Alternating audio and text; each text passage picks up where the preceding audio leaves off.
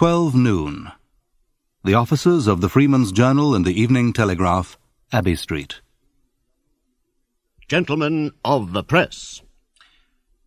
There it is, Red Murray said. Alexander Keyes. Just cut it out, will you, Mr. Bloom said, and I'll take it round to the telegraph office. Long Shears sliced out the advertisement from the newspaper. Of course, if he wants a paragraph, we can do him one. Right, Mr. Bloom said, taking the cut square. I'll rub that in. I'll go through the printing works. He passed along the reverberating boards, thumping, thumping. Through a line of clanking drums, he made his way towards Nanetti's reading closet. Hines here, too. Count to the funeral, probably. With unfeigned regret it is, we announce the dissolution of a most respected Dublin burgess. This morning, the remains of the late Mr. Patrick Dignam. Machines. Smash a man to atoms if they got him caught. How a great daily organ is turned out. Mr. Bloom halted behind the foreman's spare body, admiring a glossy crown. Strange he never saw his real country. Ireland, my country. Councillor Nanetti, member for College Green. The machines clanked in 3/4 time. Thump, thump, thump. "Well, get it into the evening edition, Councillor," Hines said. Mr. Bloom stood in his way. "If you want to draw, the cashier is just going to lunch," he said, pointing backward with his thumb. "Thanks, old man," Hines said. He hurried on eagerly towards the Freeman's Journal office. 3 bob I lent him in Mars. 3 weeks. 3rd hint. We see the canvasser at work. Mr. Bloom laid his cutting on Mr. Nanetti's desk. "Excuse me, Councillor," he said. "This ad, you see, Keyes, you remember." Mr. Nanetti considered the advertisement a while and nodded. "He wants it for July," Mr. Bloom said. 2 cross keys here, a circle, then here the name. Alexander Keyes, tea, wine and spirit merchant, so on. Better not teach him his own business. "You know yourself, Councillor, just what he wants." "We can do that," the foreman said. "Have you the design?" "I can get it. It was in a Kilkenny paper. And just a little paragraph calling attention. You know, the usual." "We can do that," Mr. Nanetti said. "Let him give us 3 months' renewal." And it was the feast of the Passover.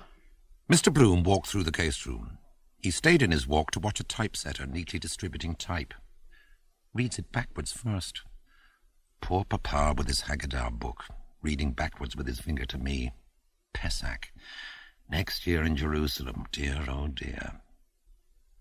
Mr. Bloom passed out of the clanking noises through the gallery onto the landing. Now, am I going to tram it out all the way and then catch him out, perhaps? Better phone him up first. He went down the house staircase. A sudden screech of laughter came from the Evening Telegraph office. Know who that is. What's up? Pop in a minute to phone. Ned Lambert it is. He entered softly. "The ghost walks," Professor McHugh murmured softly, biscuitfully, to the dusty window-pane. The doorknob hit Mr. Bloom in the small of the back as the door was pushed in. "Excuse me," J.J. O'Malloy said, entering. "Sad." Cleverest fellow at the junior bar he used to be. Decline, poor chap. That hectic flush spells finis for a man. Touch and go with him. What's in the wind, I wonder? Money worry. "Is the editor to be seen?" J.J. O'Malloy asked. The inner door was opened violently, and a scarlet-beaked face, crested by a comb of feathery hair, thrust itself in. The bold blue eyes stared about them, and the harsh voice of the editor asked, "What is it?" "And here comes the sham squire himself," Professor McHugh said grandly. "Get on out of that, you bloody old pedagogue," the editor said in recognition. "Come, Ned," Mr. Dedalus said, putting on his hat. "I must get a drink." "Drink?" the editor cried. "No drink served before Mass." "Quite right, too," Mr. Dedalus said, going out. "Come on, Ned." Spot the winner. Mr. Bloom, seeing the coast was clear, made for the inner door. "Mr. Crawford," he said to the editor, "I just want to phone about an ad." He went in. As he did so, Lenehan came out with sports tissues. "Who wants a dead cert for the Gold Cup?" he asked. "Scepter with old Madden up." He tossed the tissues onto the table. Exit Bloom. "I'm just running round to Bachelor's Walk," Mr. Bloom said, "about this ad of Keyes's. Want to fix it up. They tell me he's round there in Dillon's." He looked indecisively for a moment at their faces.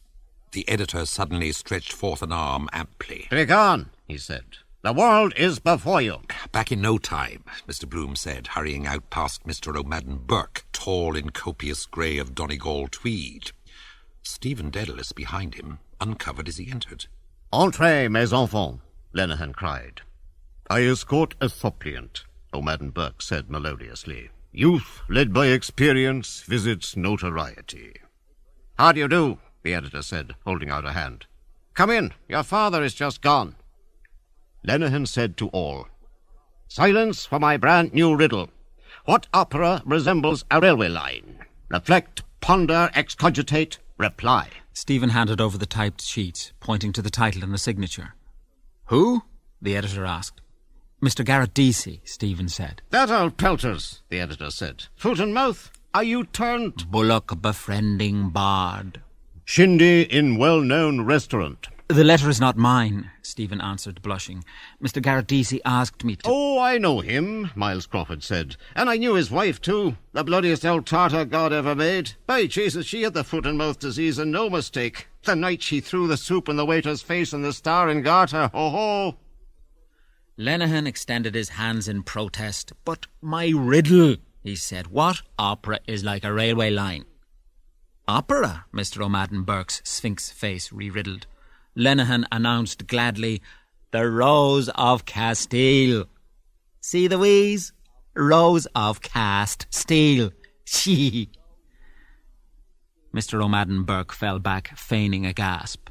"Help," he sighed. "I feel a strong weakness." "You can do it." The editor laid a nervous hand on Stephen's shoulder. "I want you to write something for me, something with bite in it. You can do it. I see it in your face, in the lexicon of youth." Stephen raised his eyes to the bold, unheeding stare. "He wants you for the press gang." "Professor McGuinness was speaking to me about you," J.J. O'Malloy said to Stephen. "Speaking about me? What did he say? What did he say?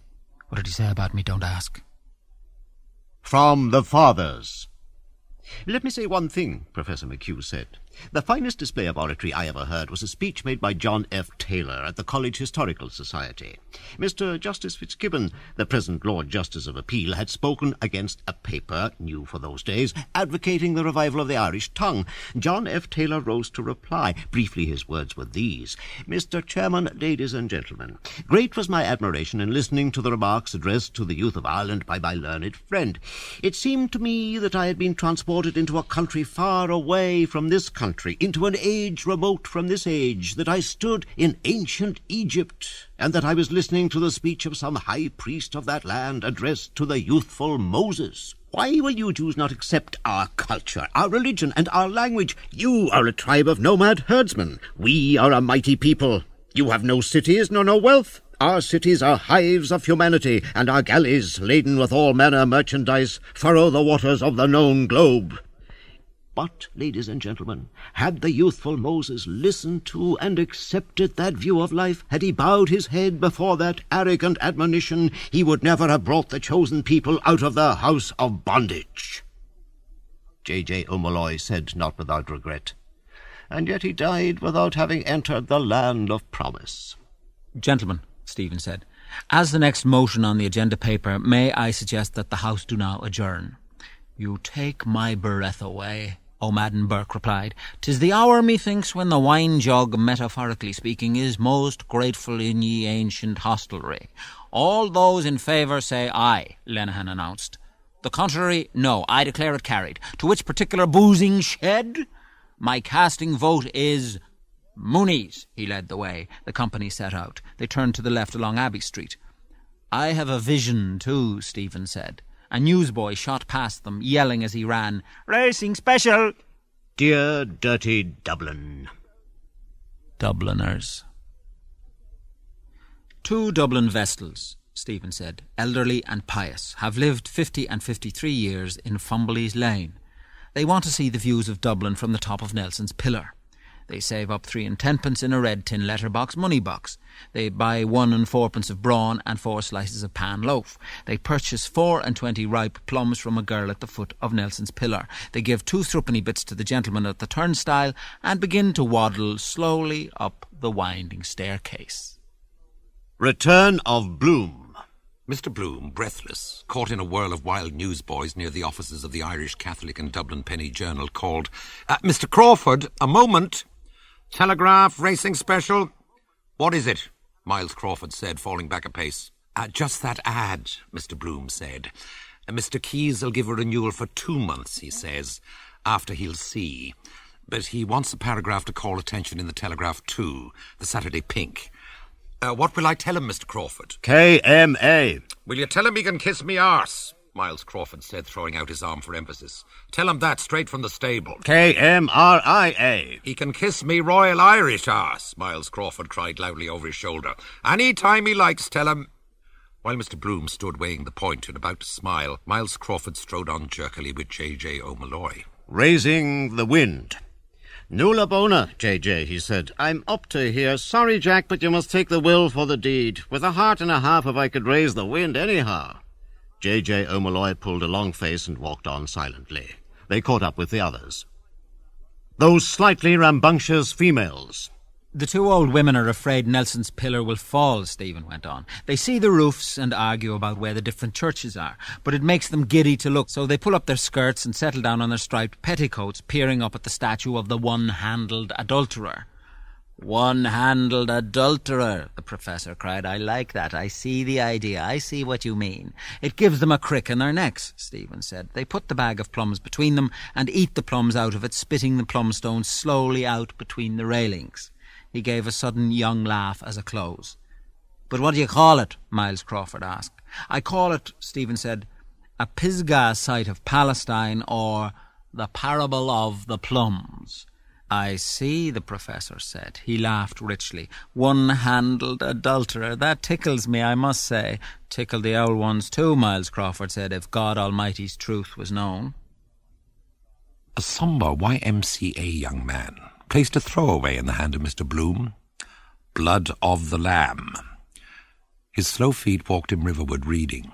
"Are you saved? All are washed in the blood of the Lamb. God wants blood victim. Elijah is coming. Dr. John Alexander Dowie, restorer of the church in Zion, is coming, is coming, is coming, is coming." All heartily welcome. From Butler's Monument House corner, he glanced across Bachelor's Walk. Diddle's daughter still there outside Dillon's auction rooms. Must be selling off some old furniture. Good Lord, that poor child's dress is in flitters. Underfed she looks too. Potatoes and marge and potatoes. Undermines the constitution. As he set foot on O'Connell Bridge, looking down, he saw, flapping strongly, wheeling between the gaunt quay walls, gulls. He threw down among them a crumpled paper ball.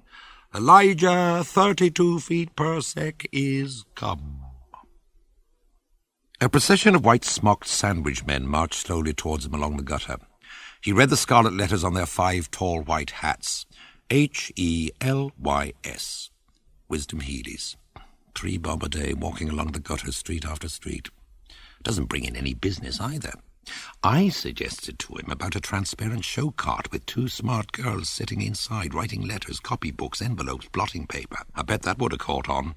Everyone dying to know what she's writing. Got that job at Wisdom Heelys 6 years, 10 years ago. Millie was a kiddie then. Happy.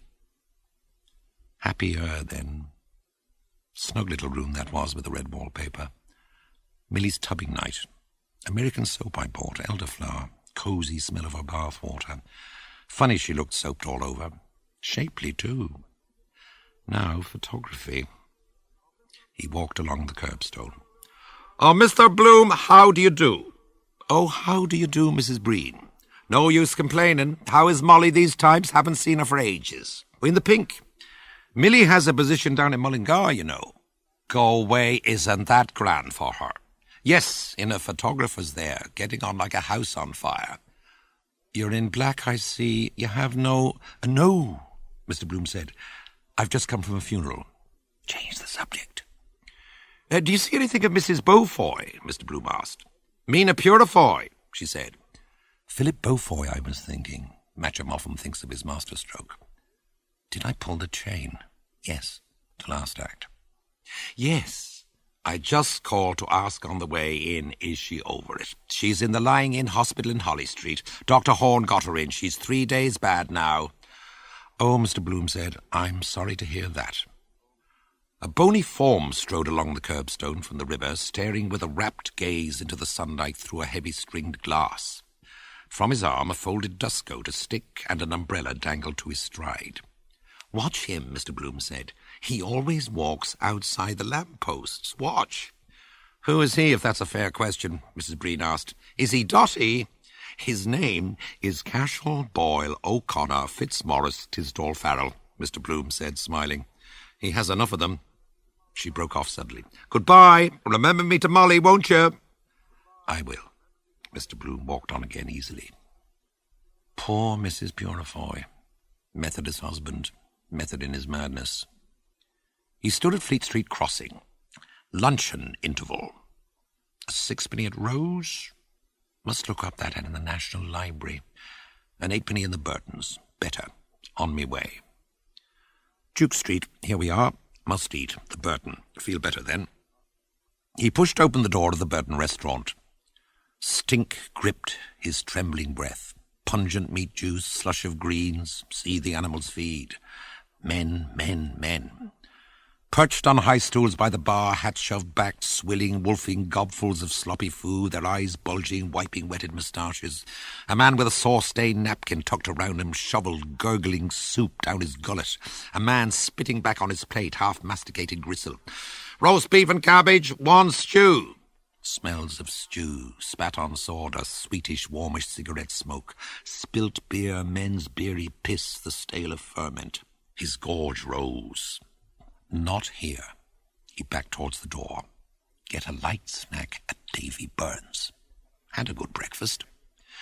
Every fellow for his own, tooth and nail, gulp, grub, gulp, gob stuff. He entered Davy Burns. Moral pub. He doesn't chat. Hello, Bloom, Nosy Flynn said from his nook. Hello, Flynn. How's things? Tip-top. Let me see, I'll take a glass of Burgundy and, let me see, potted meats. What is a home without Plumtree's potted meat? Incomplete. What a stupid ad. Under the obituary notices they stuck it in. Dignam's potted meat. Have you a cheese sandwich? Yes, sir. A gorgonzola, have you? Yes, sir. Nosy Flynn sipped his grog. Good glass of Burgundy. Lubricate the inside.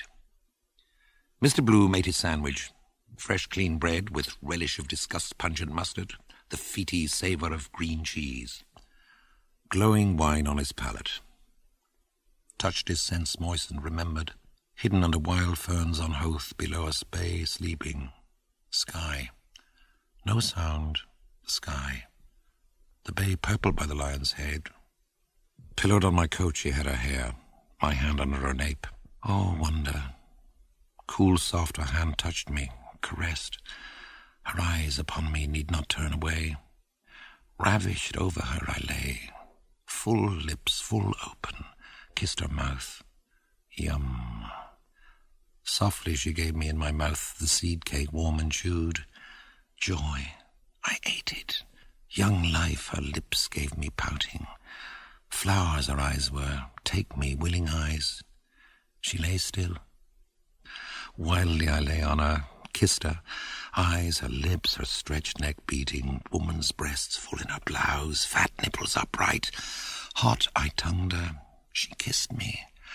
I was kissed. All yielding, she tossed my hair. Kissed, she kissed me. Me, and me now. Stuck, the flies buzzed. His eyes followed the oaken slab of the bar. Beauty, it curbs. Curbs are beauty. Shapely goddesses, Venus, Juno, curves the world admires. Can see them in the Library Museum standing in the round hall. Naked goddesses. They don't care what man looks. All to see. Quaffing nectar with God's golden dishes, all ambrosial. Not like a tanner lunch we have, boiled mutton, carrots and turnips, bottle of Allsop. Nectar, imagine drinking electricity. God's food. And we stuffing food into one hole and out behind. Food, blood, dung, earth food. Have to keep it fed like stoking an engine. They have no... I never looked. I'll look today. Keeper won't see. Bend down, let something drop. See if she... Paddy Leonard and Bantam Lyons came in. "Day, Mr. Byrne. Day, gentlemen." "I'll take a stone ginger," Bantam Lyons said. Paddy Leonard eyed his ale-mate. "Lord love a Doc, he's some bloody horse up his sleeve for the Gold Cop, a dead snip." "Sin Fadal, is it?" Nosey Flynn asked. "Say nothing," Bantam Lyons winked. "I'm going to plunge 5 bob." Mr. Bloom, on his way out, raised 3 fingers in greeting. "So long," Nosey Flynn said. The others turned. "That's the man who gave it to me," Bantam Lyons whispered. Mr. Bloom walked towards Dawson Street, his tongue brushing his teeth smooth. Feel better. Burgundy. Good pick-me-up. That Kilkenny people. Keys ad in the National Library. Now I must. A blind stripling stood tapping the curbstone with his tender cane. "Wants to cross." "You're in Dawson Street," Mr. Bloom said. The blind stripling did not answer. "I'll set you across. Do you want Molesworth Street?" "Yes," the stripling answered. "South Frederick Street." "Come," Mr. Bloom said. Mr. Bloom walked behind the eyeless feet. The blind stripling tapped the curbstone and went on his way. All the things they can learn to do. Read with their fingers, tune pianos. Poor fella, quite a boy. Terrible. Hello, placard. Myras Bazaar, His Excellency the Lord Lieutenant, 16th, today, in aid of funds for Mercer's Hospital. What about going out there? Mr. Bloom came to Kildare Street. First, I must. Library. Straw hat in sunlight. Tan shoes. Turned-up trousers. It is. His heart popped softly. To the right, museum. Goddesses. He swerved to the right. It is. Yes, it is. Not see. The museum gate. Gate! Safe.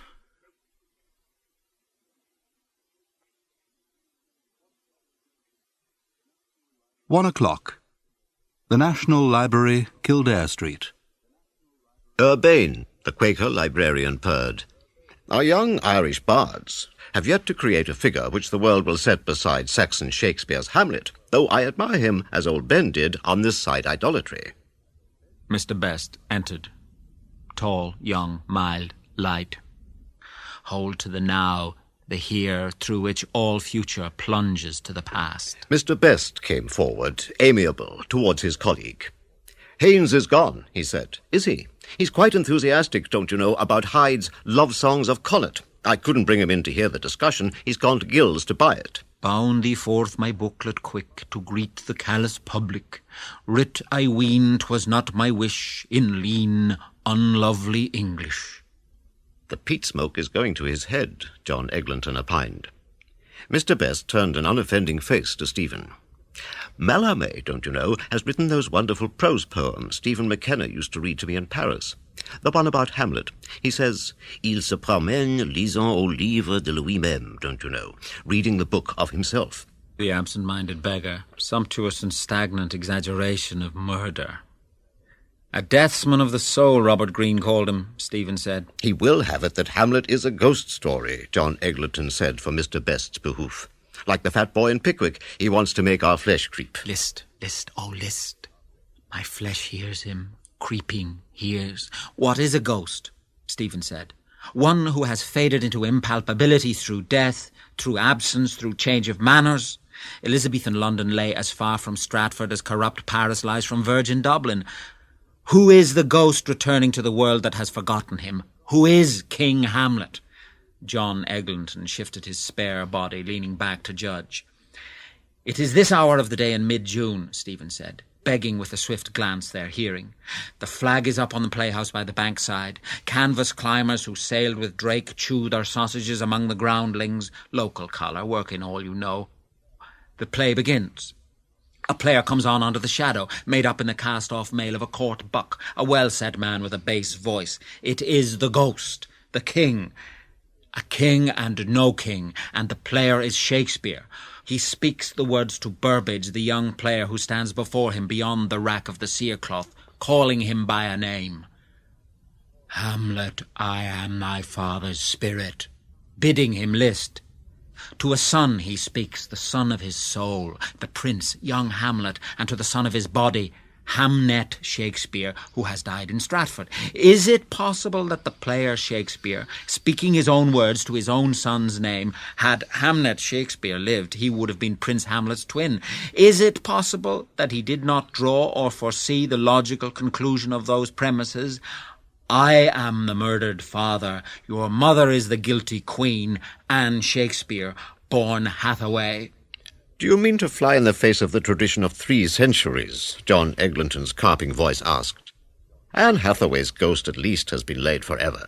She died, for literature at least, before she was born. She died, Stephen retorted, 67 years after she was born. She saw him into the world, she took his first embraces, she bore his children, and she laid pennies on his eyes to keep his eyelids closed when he lay on his deathbed. Mother's deathbed. Candle. The sheeted mirror. Who brought me into this world lies there, bronze-lidded, under few cheap flowers. Liliata rutilantium. I wept alone. John Eglinton looked at the tangled glowworm of his lamp. The world believes that Shakespeare made a mistake, he said. Bosh, Stephen said rudely. A man of genius makes no mistakes. His errors are willed and are the portals of discovery. He chose badly? He was chosen, it seems to me. If others have their will, Anne Hathaway. By cock, she was to blame. She put the comether on him, sweet and 26, the grey-eyed goddess who bends over the boy Adonis, stooping to conquer, as prologue to the swelling act, is a bold-faced Stratford wench who tumbles in a cornfield a lover younger than herself. And my turn. When?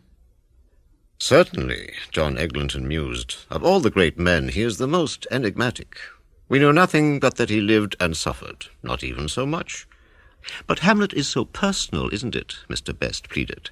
I mean, a kind of private paper, don't you know, of his private life. I mean, I don't care a button, don't you know, who is killed or who is guilty. They list, and in the portals of their ears I pour. The soul has been before stricken mortally, a poison poured in the porch of a sleeping ear, but those who are done to death in sleep cannot know the manner of their quell unless their Creator endow their souls with that knowledge in the life to come. The poisoning and the beast with 2 backs that urged it, King Hamlet's ghost could not know of were he not endowed with knowledge by his Creator. That is why the speech, his lean, unlovely English, is always turned elsewhere, backward. His beaver is up, he is a ghost, a shadow now, the wind by Elsinore's rocks, or what you will, the sea's voice, a voice heard only in the heart of him who is the substance of his shadow, the Son consubstantial with the Father. Amen, was responded from the doorway. Hast thou found me out, O mine enemy? Entr'acte. A ribald face, sullen as a dean's, Buck Mulligan came forward, then blithe and motley, towards the greeting of their smiles. My telegram. You were speaking of the gaseous vertebrate, if I mistake not, he asked of Stephen. Primrose-vested, he greeted gaily with his doffed Panama as with a bauble. They make him welcome. Brood of mockers. Photius, Pseudo-Malachi, Johann Most. He who himself begot, Middler the Holy Ghost, and himself sent himself, who put upon by his fiends, stripped and whipped, was nailed like bat to barn door, starved on cross tree, who let him bury, stood up, harrowed hell, fared into heaven, and there these 1900 years sitteth on the right hand of his own self, but yet shall come in the latter day to doom the quick and the dead, when all the quick shall be dead already. Gloria in excelsis Deo. Yes, indeed, the Quaker librarian said. Mr. Mulligan, I'll be bound, has his theory too of the play and of Shakespeare. All sides of life should be represented. He smiled on all sides equally. Buck Mulligan thought, puzzled. Shakespeare, he said. I seem to know that name. A flying sunny smile rayed in his loose features.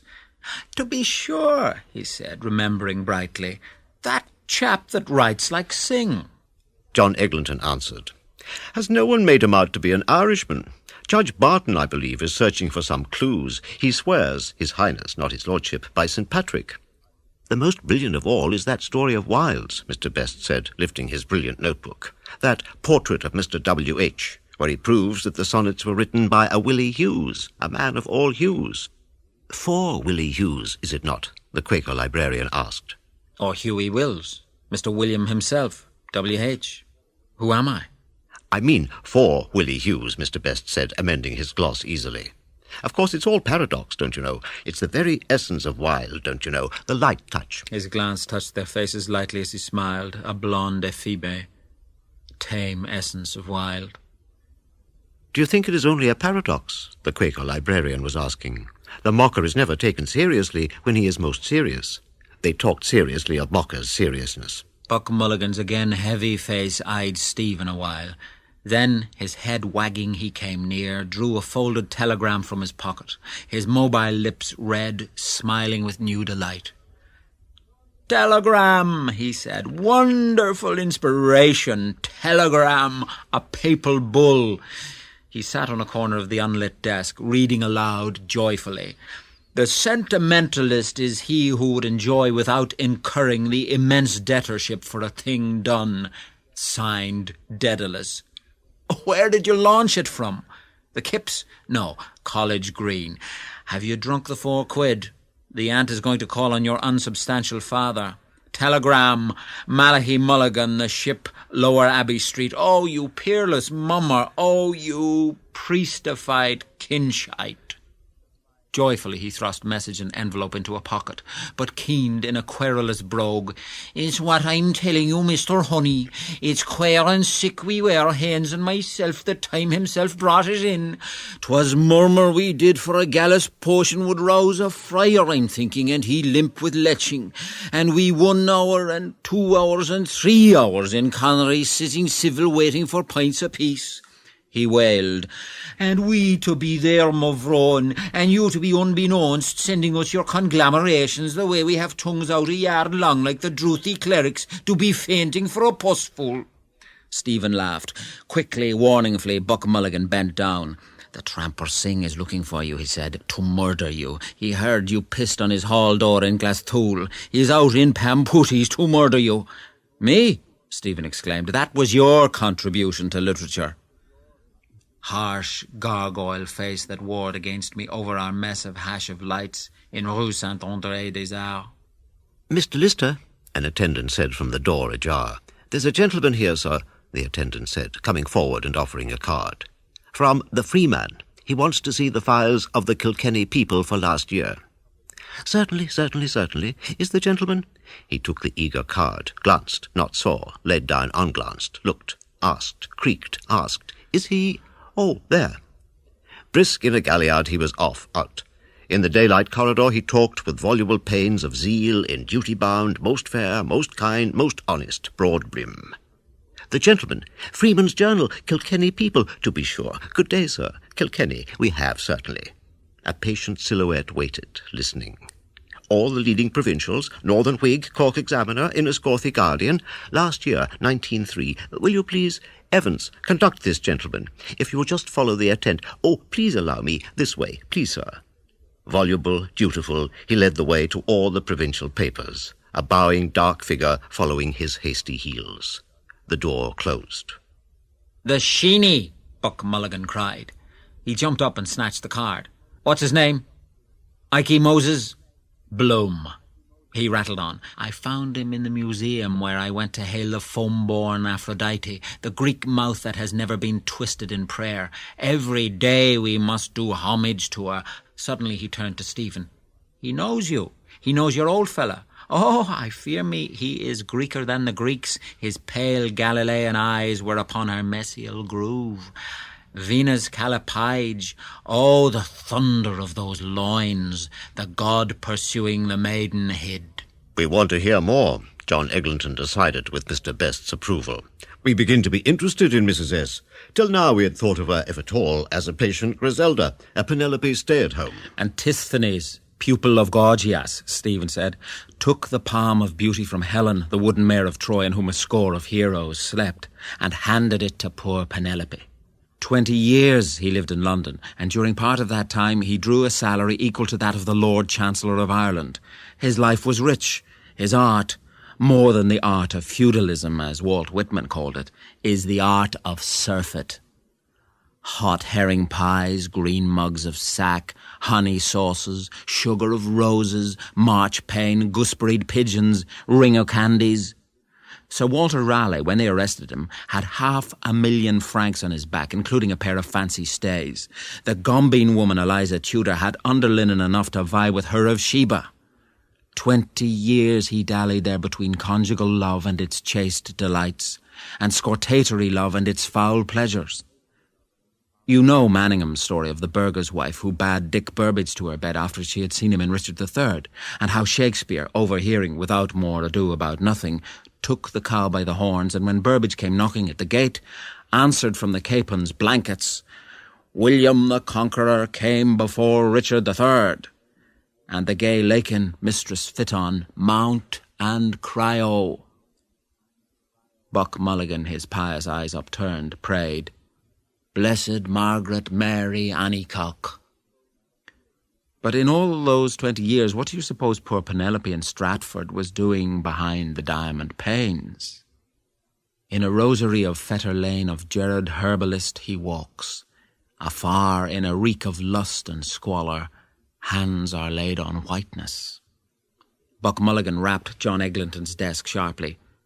"Whom do you suspect?" he challenged. "Say that he is the spurned lover of the sonnets, once spurned, twice spurned, but the court wanton spurned him for a lord, his dear my love. Love that dare not speak its name." "As an Englishman, you mean?" John Sturdy Eglinton put in. "He loved a lord." Two deeds are rank in the ghost's mind. A broken vow and a dull-brained yokel on whom her favour has declined, deceased husband's brother. Sweet Anne, I take it, was hot in the blood. Once a wooer, twice a wooer.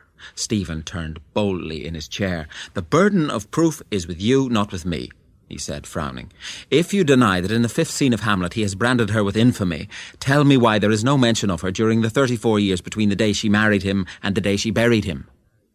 "Oh, yes, mention there is.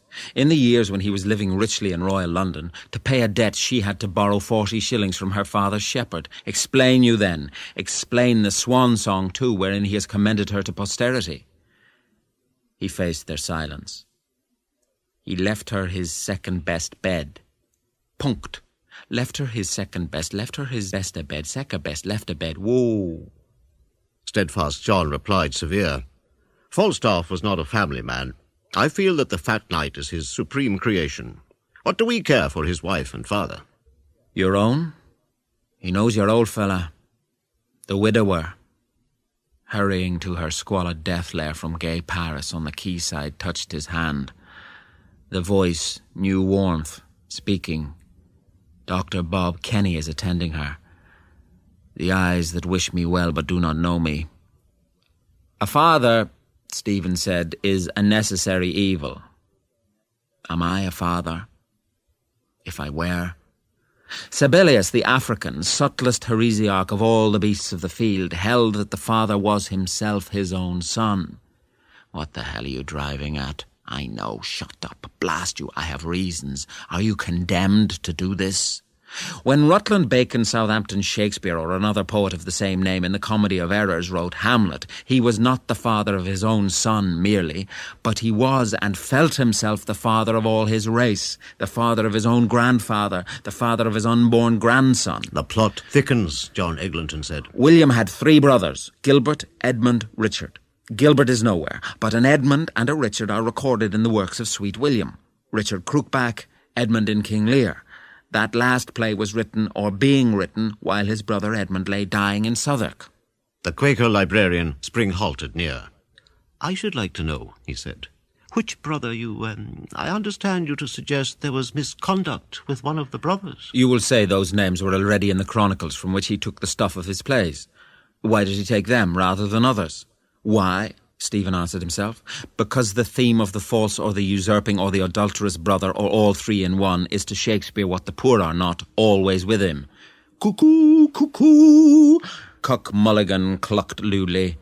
"Oh, word of fear." John Eglinton summed up. The truth is midway. He is ghost and prince. He is all in all. He is, Stephen said. The boy of Act 1 is the mature man of Act 5, all in all. In Cymbeline, in Othello, he is bawd and cuckold. He acts and is acted on. When all is said, undaunted John Eglinton exclaimed, "Duma fils, or is it Duma père, is right. After God, Shakespeare has created most." Man delights him not, nor woman neither, Stephen said. He returns after a life of absence to that spot on earth where he was born. Then dies. The motion is ended. Gravediggers bury Hamlet père and Hamlet fils. A king and a prince at last in death, with incidental music. The playwright who wrote the folio of this world, and wrote it badly, who gave us light first and the sun 2 days later, the Lord of things as they are, whom the most Roman of Catholics call Dio Boia, hangman god, is doubtless all in all of us, ostler and butcher, and would be bawd and cuckold too, but that in the economy of heaven, foretold by Hamlet, there are no more marriages. "You are a delusion," said roundly John Eglinton to Stephen. "Do you believe your own theory?" No, Stephen said promptly. I believe, O Lord, help my unbelief. That is, help me to believe, or help me to unbelieve. Who helps to believe? Ego men. Who to unbelieve? Other chap. Buck Mulligan stood up. Come, Kinch, come, wandering Angus of the birds. The bards must drink. Can you walk straight? Stephen followed a jester, a well-kempt head, new-barbered, out of the vaulted cell into a shattering daylight of no thought. What have I learnt? Of them. Of me. The constant reader's room. In the reader's book, Cashel Boyle O'Connor Fitzmaurice Tisdall Farrell parses his polysyllables. Item. Was Hamlet mad? Halted. Below me. A quizzer looks at me. I halt. Mournful mummer, Buck Mulligan moaned. Sing has left off wearing black to be like nature. Only crows, priests, and English coal are black. A laugh tripped over his lips. Longworth is awfully sick, he said, after what you wrote about that old Hake Gregory. Oh, you inquisitional drunken Jew Jesuit. She gets you a job on the paper and then you go and slate her drivel to Jesus. Couldn't you do the Yeats touch? He went up and down mopping, chanting with waving, graceful arms, "The most beautiful book that has come out of our country in my time. One thinks of Homer." He laughed, lolling a to and fro head, walking on, followed by Stephen, and mirthfully he told the shadows, souls of men. Oh, the night in the Camden Hall when the daughters of Erin had to lift their skirts to step over you, as you lay in your mulberry-coloured, multicoloured, multitudinous vomit. The most innocent son of Erin, Stephen said, for whom they ever lifted them. About to pass through the doorway, feeling one behind, he stood aside. Part. The moment is now. A man passed out between them, bowing, greeting. Good day again, Buck Mulligan said. The portico. Here I watch the birds for augury.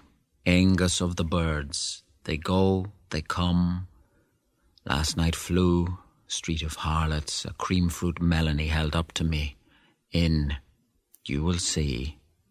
The wandering Jew, Buck Mulligan whispered with clown's awe. Did you see his eye? He looked upon you to lust after you. I fear thee, ancient mariner. Oh, Kinch, thou art in peril. Get thee a breech pad. A dark back went before them, down out by the gateway under portcullis barbs. They followed. Kind air defined the coigns of houses in Kildare Street. No birds. Frail from the housetops 2 plumes of smoke ascended, pluming, and in a flaw of softness softly were blown. Cease to strive. Peace of the druid priests of Cymbeline, from wide earth an altar. Laud we the gods, and let our crooked smokes climb to their nostrils from our blessed altars. The city of Dublin, nearly 3 o'clock, June the 16th, 1904. The Superior, the Very Reverend John Conmee, S.J., reset his smooth watch in his interior pocket as he came down the presbytery steps. 5 to 3. Just nice time to walk to Artane. What was the boy's name again? Dignam. Yes, very dignam et justum est. Brother Swan was the person to see. Mr. Cunningham's letter, yes. Oblige him, if possible. Good, practical Catholic, useful at mission time. A one-legged sailor, swinging himself onward by lazy jerks of his crutches, growled some notes and held out a peaked cap for arms towards the very Reverend John Conmee, S.J. Father Conmee blessed him in the sun, for his purse held, he knew, 1 silver crown. Father Conmee crossed to Mountjoy Square. He walked by the tree shade of sun-winking leaves, and towards him came the wife of Mr. David Sheehy, M.P. "Very well indeed, Father. And you, Father?" Father Conmee was wonderfully well indeed. Father Conmee was very glad to see the wife of Mr. David Sheehy, M.P., looking so well, and he begged to be remembered to Mr. David Sheehy, M.P. Yes, he would certainly call. "Good afternoon, Mrs. Sheehy." Mr. Dennis J. McGinney, professor of dancing, etc., in silk hat, slate frock coat with silk facings, white kerchief tie, tight lavender trousers, canary gloves, and pointed patent boots, walking with grave deportment, most respectfully took the curbstone as he passed Lady Maxwell at the corner of Dignam's Court. A constable on his beat saluted Father Conmee, and Father Conmee saluted the constable. At Newcomen Bridge, Father Conmee stepped into an outward-bound tram, for he disliked to traverse on foot the dingy way past Mud Island. He sat in the corner of the tram-car, a blue ticket tucked with care in the eye of one plump kid glove, while 4 shillings, a sixpence, and 5 pennies shooted from his other plump gloved palm into his purse. At the Howth Road stop, Father Conmee alighted, was saluted by the conductor, and saluted in his turn. It was a charming day. A one-legged sailor crutched himself round McConnell's corner, skirting Rabayotti's ice cream car, and jerked himself up Eccles Street. He growled unamiably, "For England." He swung himself forward in vigorous jerks, halted, lifted his head towards a window, and bayed deeply, "Home and beauty."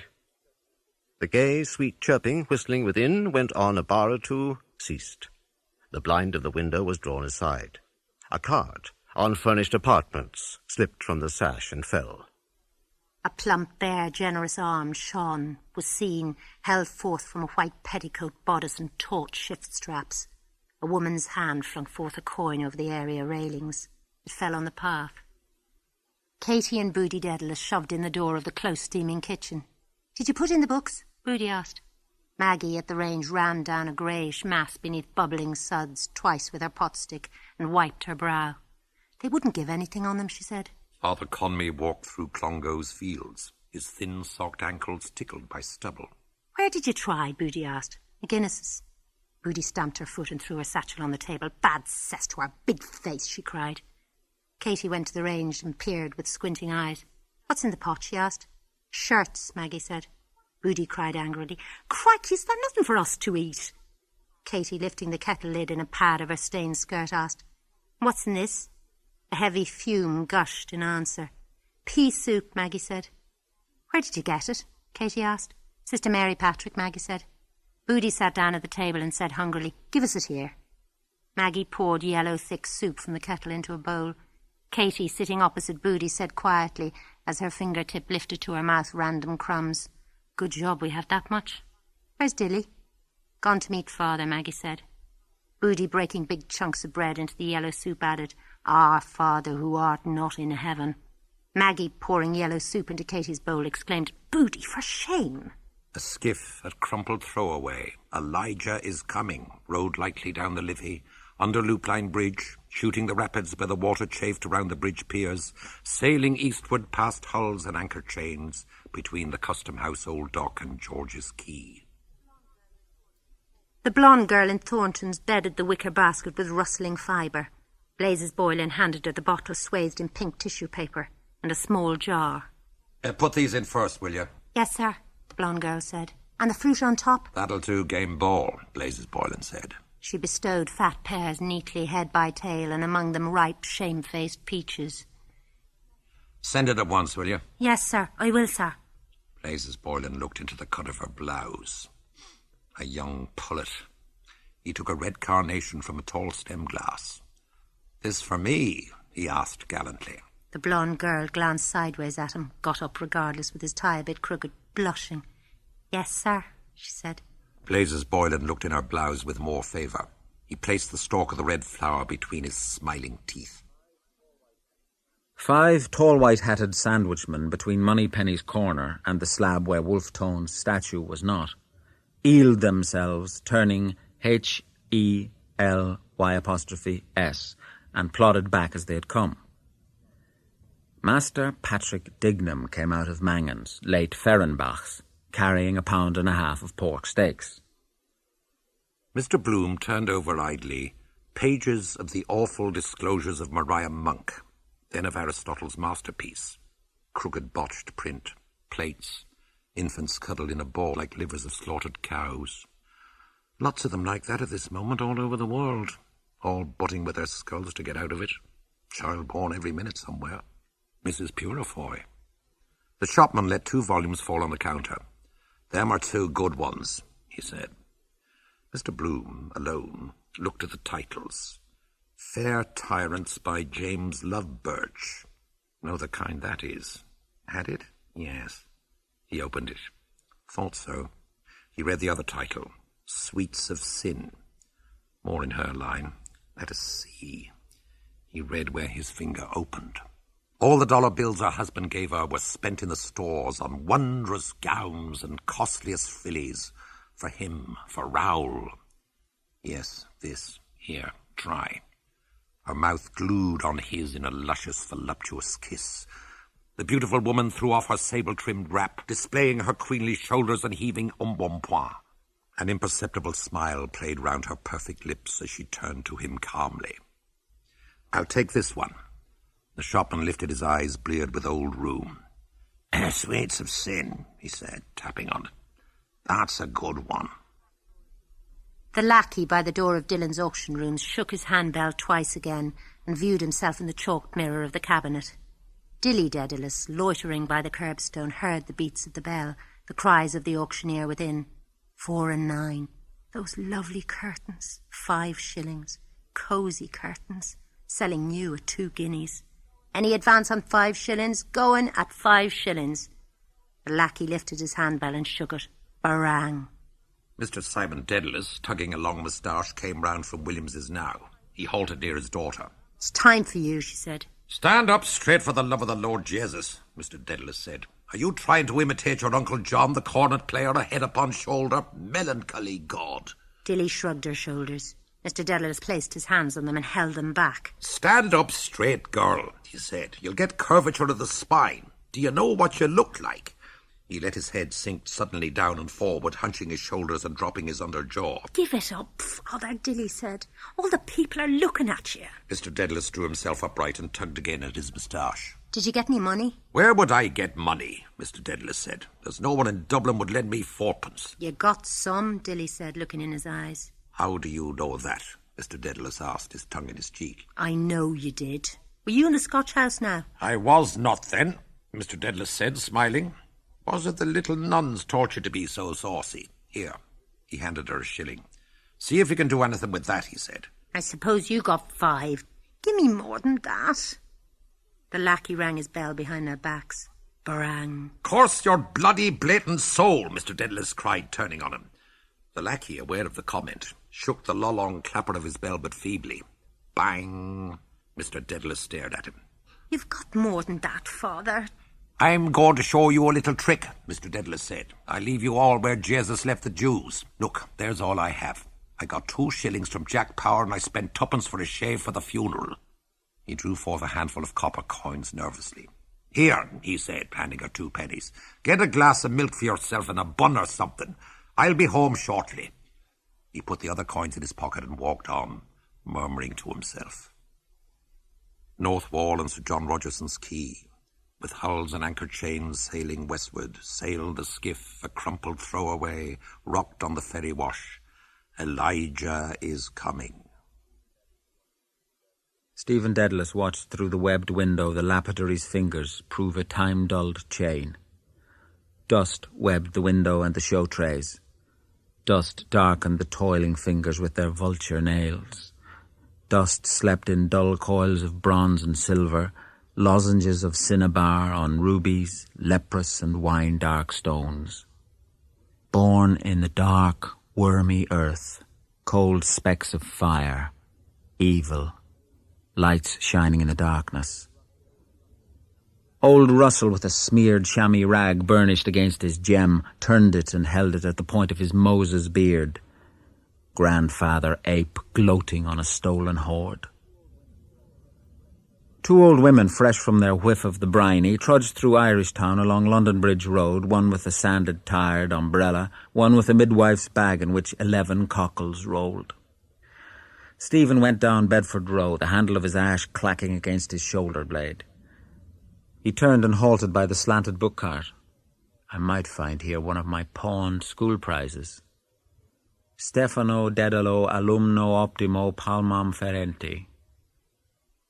Father Conmee, having read his little hours, walked through the hamlet of Donnycarney, murmuring vespers. What are you doing here, Stephen? Dilly's high shoulders and shabby dress. What are you doing? Stephen said. What have you there? I bought it from the other cart for a penny. Is it any good? My eyes, they say she has. Do others see me so? He took the coverless book from her hand. Chardinal's French primer. What did you buy that for? To learn French? She nodded, reddening and closing tight her lips. Show no surprise, quite natural. Here, Stephen said, it's all right. Mind Maggie doesn't pawn it on you. I suppose all my books are gone. Some. We had to. She is drowning. Again bite. All against us. She will drown me with her, eyes and hair. Lank coils of seaweed hair around me, my heart, my soul. Salt green death. We. Again bite of Inwit. Inwit's again bite. Misery. Misery. The youngster'll be all right, Martin Cunningham said as they passed out of the castle yard gate. The policeman touched his forehead. God bless you, Martin Cunningham said cheerily. Yes, I wrote to Father Conmee and laid the whole case before him. You could try our friend, Mr. Power suggested backward. Boyd, Martin Cunningham said shortly. Touch me not. John Wise Nolan, lagging behind reading the list, came after them quickly down Cork Hill. Look here, Martin, I see Bloom put his name down for 5 shillings. Quite right, Martin Cunningham said, taking the list, and put down the 5 shillings too. Without a second word either, Mr. Power said. Strange but true, Martin Cunningham added. John Wise Nolan opened wide eyes. I'll say there is much kindness in the Jew, he quoted elegantly. They went down Parliament Street. The tall form of Long John Fanning filled the doorway where he stood. Good day, Mr. Sub-Sheriff, Martin Cunningham said, as all halted and greeted. Long John Fanning made no way for them. He removed his large Henry Clay decisively, and his large, fierce eyes scowled intelligently over all their faces. Martin Cunningham spoke by turns, twirling the peak of his beard, to the assistant town clerk and the sub-sheriff, while John Wise Nolan held his peace. What Dignam was that? Long John Fanning asked. Come on up, Martin Cunningham said to the sub-sheriff. I don't think you knew him, or perhaps you did, though. Long John Fanning could not remember him. Clatter of horse hoofs sounded from the air. What's that? Martin Cunningham said. All turned where they stood. John Wise Nolan came down again. From the cool shadow of the doorway he saw the horses pass Parliament Street, harness and glossy pasterns in sunlight shimmering. Gaily they went past before his cool, unfriendly eyes, not quickly. In saddles of the leaders, leaping leaders, rode outriders. What was it? Martin Cunningham asked as they went on up the staircase. The Lord Lieutenant General and General Governor of Ireland, John Wise Nolan answered from the stair foot. Elijah, skiff, light crumble throwaway, sailed eastwards by flanks of ships and trawlers, amid the archipelago of corks, beyond New Wapping Street past Benson's Ferry, and by the three-masted schooner Roseveen, from Bridgewater with bricks. Cashel, Boyle, O'Connor, Fitzmaurice, Tisdale, Farrell walked as far as Mr. Louis Verner's cheerful windows, then turned and strode back along Merrion Square, his stick-umbrella dustcoat dangling. At the corner of Wilde's house he halted, frowned at Elijah's name announced on the Metropolitan Hall, frowned at the distant pleasance of Duke's Lawn. His eyeglass flashed, frowning in the sun. With rat's teeth bared, he muttered, "Collectus volui." As he strode on for Clare Street, grinding his fierce word, the sway of his dustcoat brushed rudely from its angle a slender tapping cane, and swept onwards, having buffeted a thewless body. The blind stripling turned his sickly face after the striding form. "God's curse on you," he said sourly. "Whoever you are, you're blinder nor I am, you bitches bastard." Opposite Ruggie O'Donoghue's, Master Patrick Aloysius Dignam, pawing the £1.5 of Mangan's, late Fehrenbach's, pork steaks he had been sent for, went along warm Wicklow Street dawdling. It was too bloomin' dull sitting in the parlour with Mrs. Storr and Mrs. Quigley and Mrs. McDowell and the blind down, and they all at their sniffles and sipping sups of the superior tawny sherry Uncle Barney brought from Tunney's, and they eating crumbs of the cottage fruit cake, jawing all the whole bloomin' time and sighing. In Grafton Street, Master Dignam saw a red flower in a toff's mouth and a swell pair of kicks on him. No Sandymouth tram. Master Dignam walked along Nassau Street, shifted the pork steaks to his other hand. His collar sprang up and he tugged it down. The blooming stud was too small for the buttonhole of the shirt. The scrunch that was when they were screwing the screws into the coffin, and the bumps when they were bringing it downstairs. Pa was inside it, and Ma crying in the parlour, and Uncle Barney telling the men how to get it round the bend.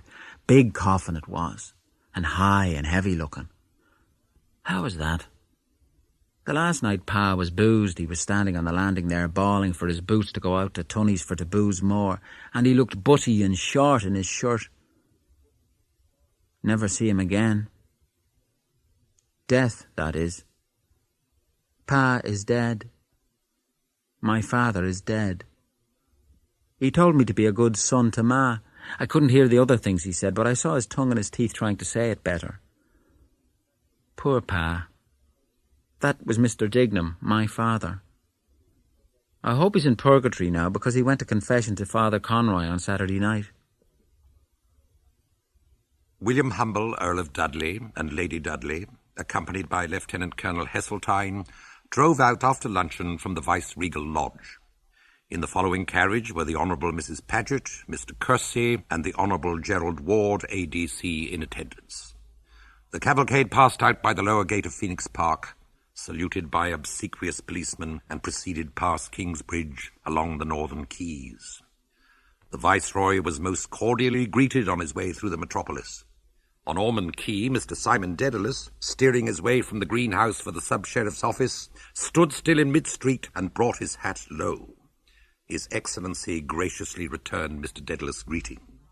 Passing by Roger Green's office and Dollard's big red printing house, Gertie McDowell, carrying the Catesby's Cork lino letters for her father, who was laid up, knew by the style it was the Lord and Lady Lieutenant, but she couldn't see what Her Excellency had on because the tram and Spring's big yellow furniture had to stop in front of her on account of it being the Lord Lieutenant. Beyond Lundy Foots, from the shaded door of Kavanagh's wine rooms, John Wise Nolan smiled with unseen coldness towards the Lord Lieutenant General and Governor of Ireland, the Right Honourable William Humble, Earl of Dudley, GCVO.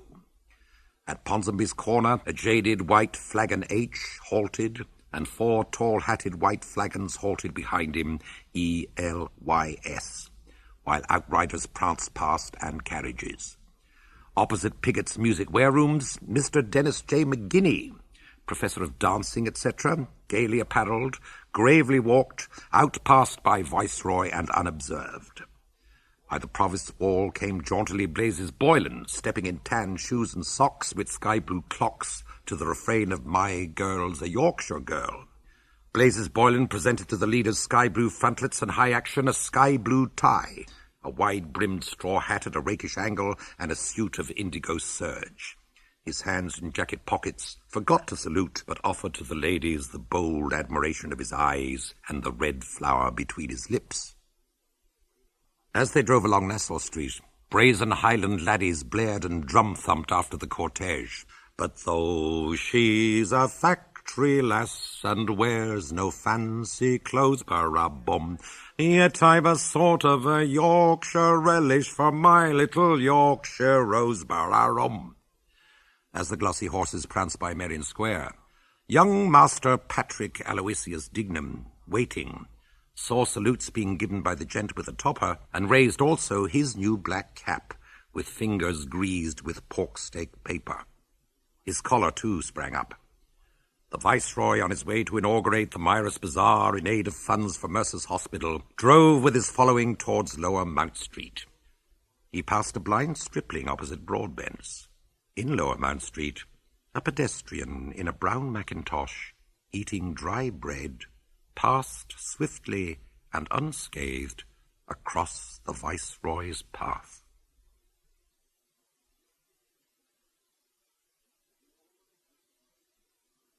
The Ormond Hotel, just before 4 o'clock in the afternoon.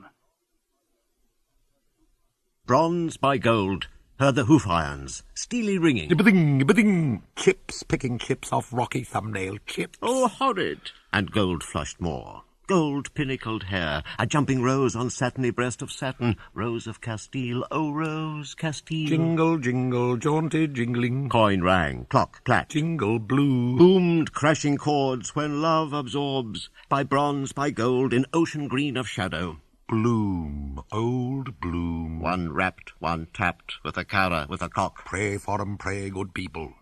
Done. Begin.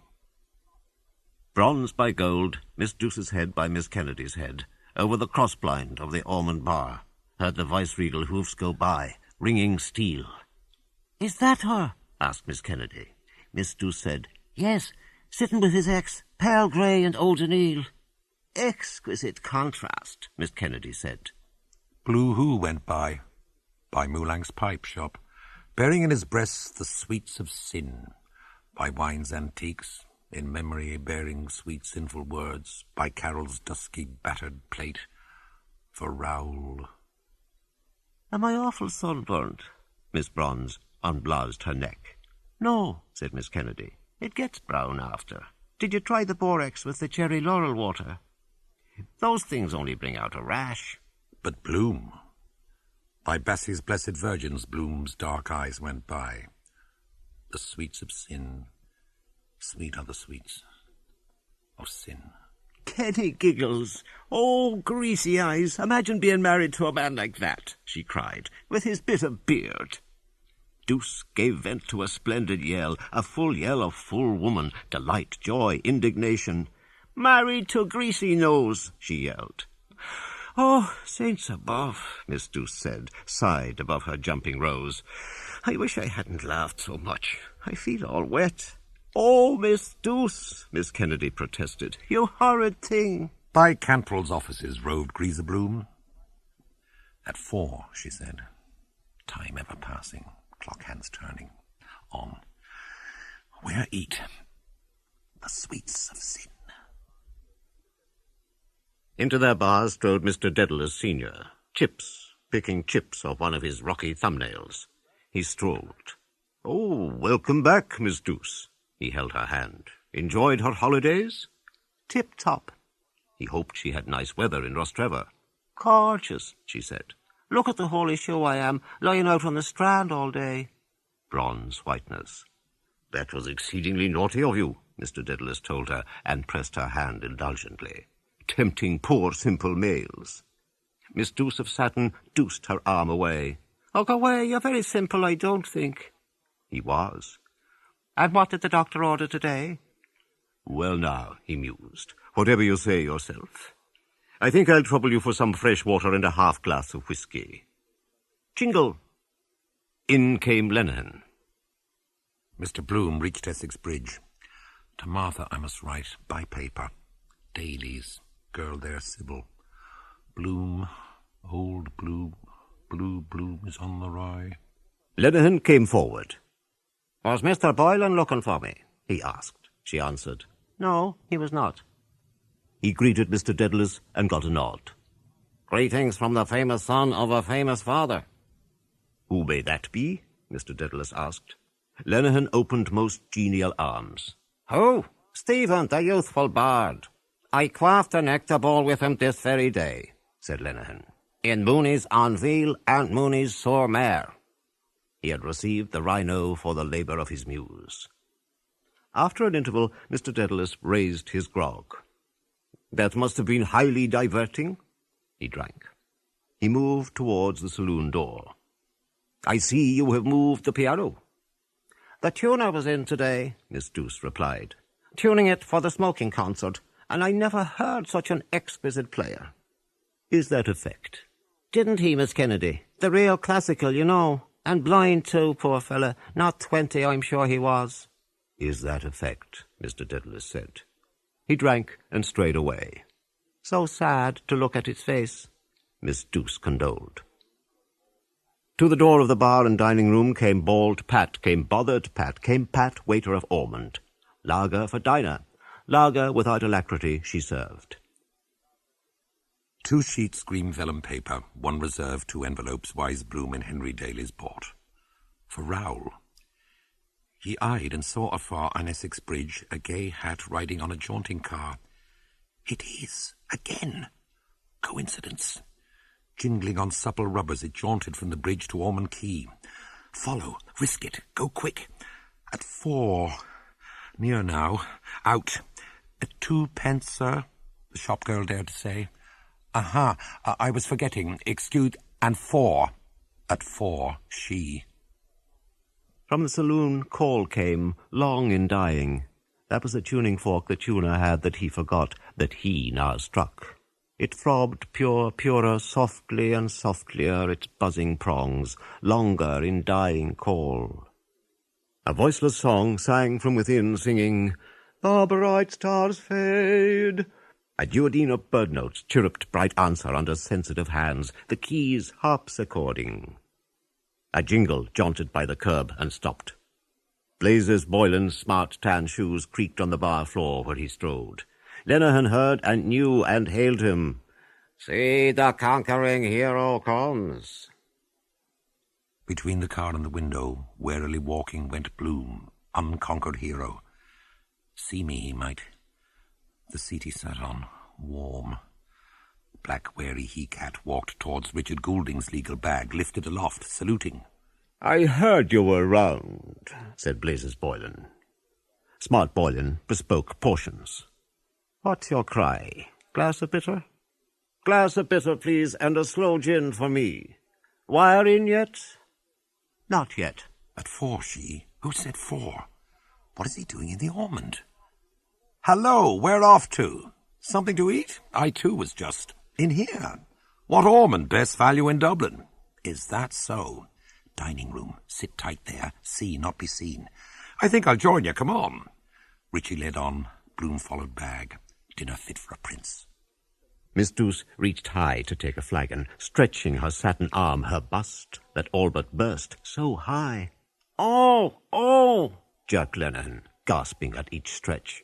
Oh! Neatly she poured the syrupy slow. Here's fortune, Blazes said. He pitched a broad coin down. Coin rang. Clock clacked. What time is that? Asked Blazes Boylan. 4. A clock. The bag of Goulding Collis Ward led Bloom by rye bloom flowered tables. Aimless he chose with agitated aim, bald Pat attending a table near the door. Be near. At 4. Has he forgotten? Perhaps a trick. Not come. Whet appetite. I couldn't do. Wait. Pat, waiter, waited. Bending, she taunted them. Bending, suspending, with wilful eyes. Boylan tossed to his fat lips his chalice, drank off his chalice, tiny, sucking the last fat violet syrupy drops.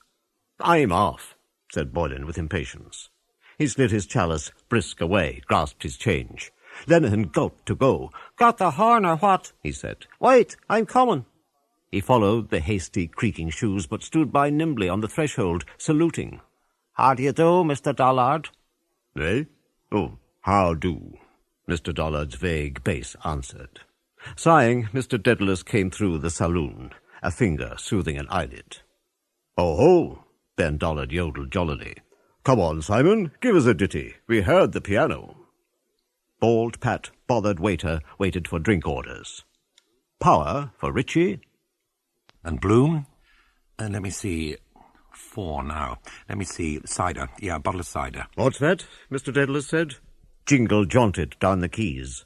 Blazes sprawled on bounding tires.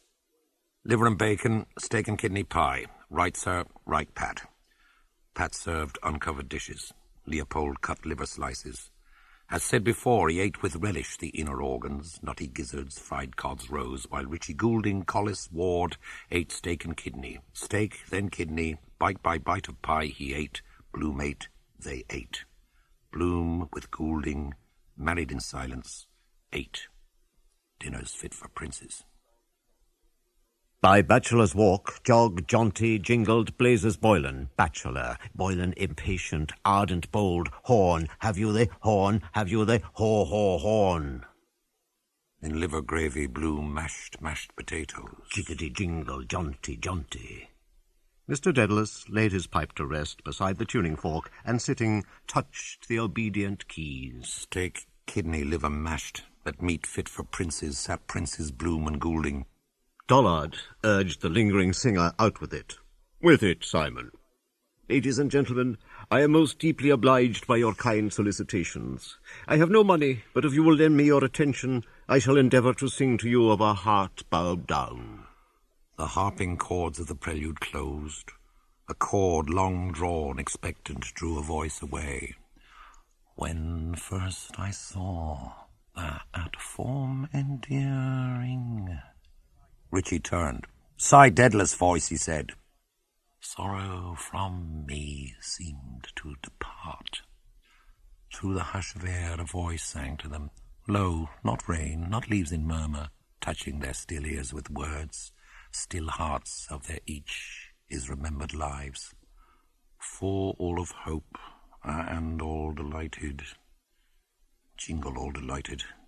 Perfumed for him. What perfume does your wife? I want to know. Jing, stop, knock. Last look at mirror always before she answers the door. The hall. There? How do you? I do well. There? What? Yes? Alas, the voice rose, sighing, changed, loud, full, shining, proud. But, alas, 'twas idle dreaming. Glorious tone he has still. Cork air softer also their brogue. Silly man could have made oceans of money. Martha it is. Coincidence. Just going to write. I called you naughty boy. Still the name, Martha. How strange. Today. Martha, ah, Martha. Quitting all languor, Lionel cried in grief. Come, thou lost one. Come, thou dear one. Alone, one love, one hope, one comfort me. Martha, chestnut, return. Come! It soared, a bird, it held its flight, a swift, pure cry. Soar, silver orb, it leaped serene, soaring high, high, resplendent, a flame-crowned. High in the effulgent symbolistic, high of the ethereal bosom, high of the high, vast irradiation everywhere, all soaring, all around about the all, the endlessness, to me, consumed. Well sung, all clapped. Bravo! Clap, clap, good man Simon. Clap, clap, clap. Encore! Clap, clip, clap, clap. Sound as a bell. Bravo, Simon. Clap, clop, clap. Encore, on clap, said, cried, clapped all. Slower, the mare went up the hill by the rotunda, Rutland Square. Too slow for Boylan, Blazes Boylan, impatient Boylan joggled the mare. Jingle into Dorset Street. Better write it here. quills in the post office chewed and twisted. Bald Pat at a sign drew nigh. "A pen and ink." He went. "A pad." He went. "A pad to blot." He heard Deaf Pat. "Grandest number in the whole opera," Goulding said. "It is," Mr. Bloom said. Bald Deaf Pat brought quite flat pad ink. Pat set with ink pen quite flat pad. Pat took plate, dish, knife, fork. Pat went. Dear Henry wrote, "Dear Maddie, got your let and flow. Hell did I put some pock or other, it is utterly underline impos, to write today." Bore this. Bored Bloom, tambourine gently, with I am just reflecting fingers, on flat pad Pat brought. Folly am I writing? If I'm found out, sauce for the gander. A young gentleman, stylishly dressed in an indigo blue serge suit made by George Robert Messias, tailor and cutter of No. 5 Eden Quay, and wearing a straw hat, very dressy, bought of John Plasto of No. 1 Great Brunswick Street, Hatter. This is the jingle that joggled and jingled. "Answering an ad?" Keen Richie's eyes asked Bloom. "Yes," Mr. Bloom said. "Town traveller. Nothing doing, I expect. Better add postscript. What is he playing now? Improvising. Intermezzo. P.S. How will you pun? You punish me. Tell me I want to. No." Trails off there, sad in minor. Why minor sad? Sign H. They like sad tail at end. P.P.S. I feel so sad today. So lonely. He blotted quick on pad of Pat. Envel, address. Henry wrote, "Miss Martha Clifford, C.O., P.O., Dolphin's Barn Lane, Dublin." Jingle, jingle, jog, jig, jogged, stopped. Dandy tan shoe of Dandy Boylan. Socks, sky blue clocks, came light to earth.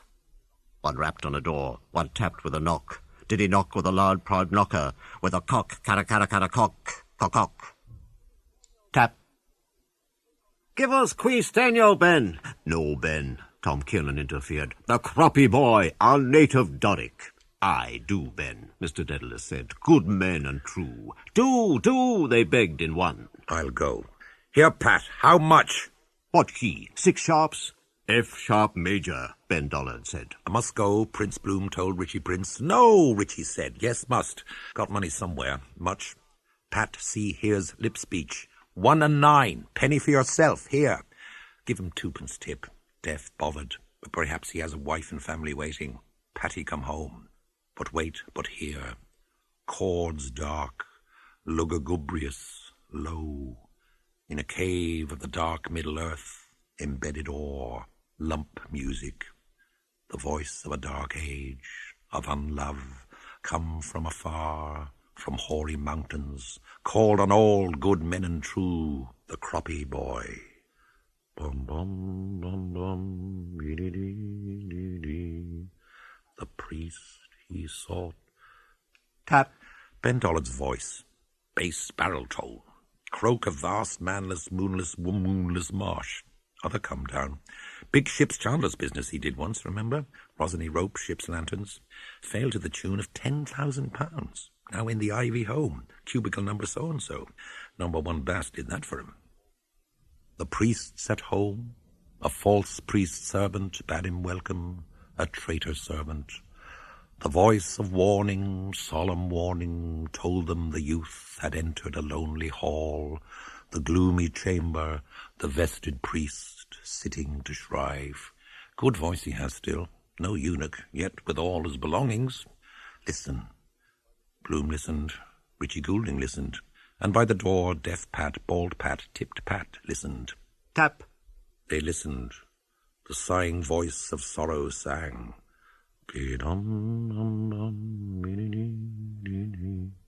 His sins. Since Easter he had cursed 3 times, and once at mass time he had gone to play. Once by the churchyard he had passed, and for his mother's rest he had not prayed. A boy, a croppy boy. Bronze, listening by the beer pool, gazed far away, soulfully. All gone, all fallen. At the siege of Ross his father, at Gorey all his brothers fell. To Wexford he would, last of his name and race. I, too, last of my race, Millie, young student. Well, my fault, perhaps. No son, Rudy, too late now. Or if still. He bore no hate. Hate, love, those are names, Rudy. Soon I am old. Time to be shoving. Bless me, father, Dollard the croppy boy cried. Bless me and let me go. Tap. Bloom looked unblessed to go. Low sank the music, air and words.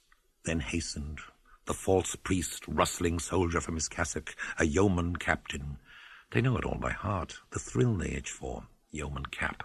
Tap, tap. With hoarse, rude fury the yeoman cursed, swelling in apoplectic.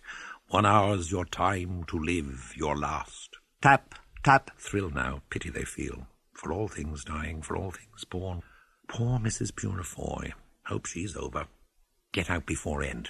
Thanks, that was heavenly. Where's my hat? Well, I must be... Bloom stood up, soap feeling rather sticky behind. That lotion, remember. Well, so long. By deaf pat in the doorway, straining ear, Bloom passed. At Geneva barrack, that young man died. At Passage was his body laid. By rose, by satiny bosom, by slops, by empties, past bronze and faint gold in deep sea shadow went Bloom, soft Bloom. I feel so lonely, Bloom. Tap, tap, tap. Pray for him, prayed the base of Dollard. He was a croppy boy. Bloom in the Ormond hallway heard the growls and the roars of bravo, fat backslapping. General chorus, off for a swill to wash it down. Glad I avoided. Bloom felt wind wound round inside. Gassy thing, that cider. Binding, too. Tap, tap, tap, tap. Up the quay went Lionel Leopold, naughty Henry with letter for Maddie. With sweets of sin went Poldy on. Tap. Blind walked, tapping by the tap, the curbstone tapping, tap by tap. I feel I want... Tap, tap, tap, tap, tap. A stripling, blind, with tapping cane, came tap, tap, tapping by Daly's window. I must really... A frowsy whore with black straw sailor hat askew came glazily in the day along the quay towards Mr. Bloom.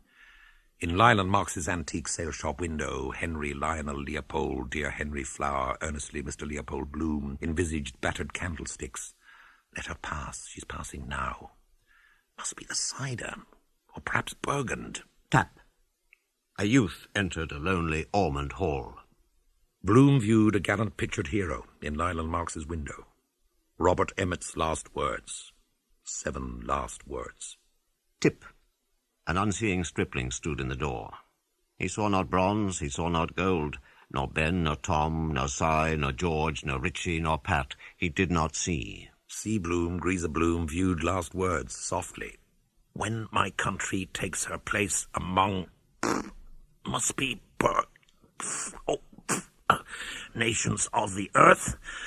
No one behind, she's past. Then, and not till then... Cran, cran, cran, cran, cran. Good upper, coming. Cran. I'm sure it's the Burgundy. Yes, 1, 2. Let my epitaph be written. I have done. Late afternoon, about 5:30. June the 16th. Gold Cup Day. Well, it was just passing the time of day with the old try of the GMP at the corner of Arbor Hill there, and be down, but a bloody sweep came along.